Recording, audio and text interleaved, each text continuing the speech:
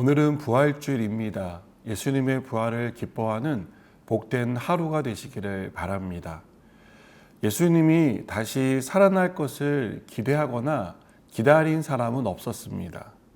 예수님은 3일 만에 살아날 것에 대해서 말씀하셨지만 아무도 이 말씀을 기억하지 못했습니다.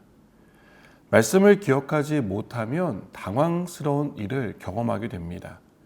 예수님의 무덤을 찾은 막달라 마리아는 당연히 있어야 할 예수님의 시신이 없는 것을 보고 당황했습니다.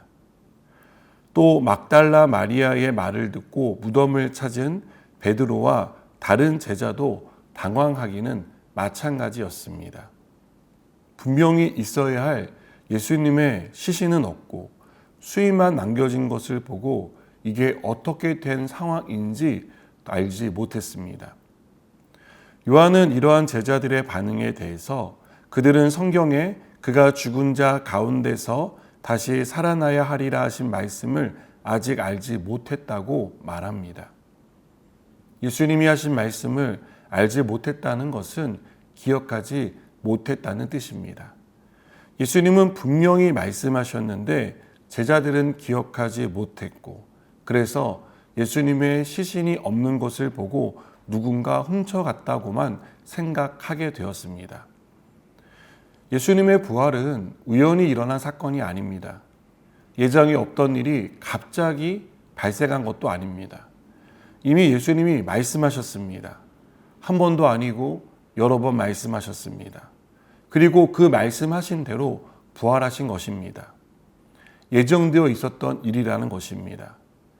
마리아와 베드로 등 예수님의 제자들이 이 말씀을 기억했다면 그들은 빈 무덤을 보고 당황하지 않고 기뻐했을 겁니다.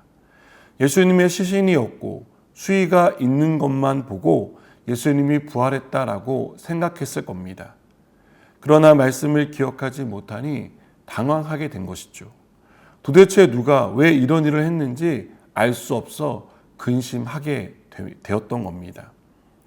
오늘을 살아가는 우리가 해야 할 일은 말씀을 기억하는 것이라 생각합니다. 우리에게 주신 말씀을 읽고 듣고 묵상하며 하나님의 약속을 기억하는 것입니다. 말씀을 기억할 때 빈 무덤을 보더라도 당황하지 않게 됩니다. 빈 무덤 같은 내 인생에 어렵고 당황스러운 일을 만나더라도 거기에 주저하지 않고 다시 일어나 기뻐할 수 있게 된다고 믿습니다.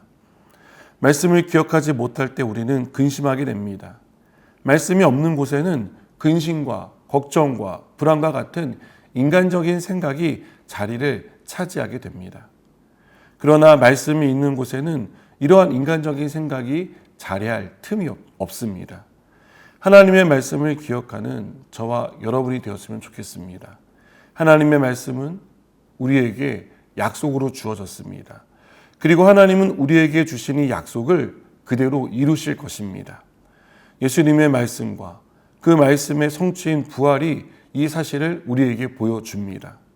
예수님은 성경대로 죽으셨고 성경대로 살아나셨습니다. 그렇다면 성경에 약속하신 대로 예수님은 다시 오실 것입니다.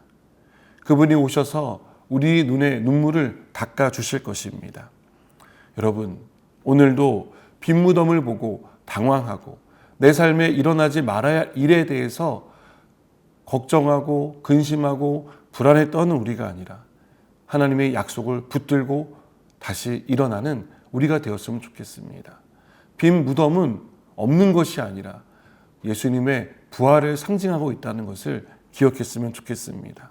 그리고 주님은 그 약속대로 이루셨고 앞으로도 그 약속대로 신실하게 이루어 주실 것입니다. 기도하시겠습니다. 부활의 아침 주님을 바라봅니다. 말씀하신 대로 살아나신 주님, 말씀하신 대로 이 땅에 다시 오실 것을 기대합니다. 기다립니다. 이 믿음으로 하루하루를 살아가게 하여 주시옵소서.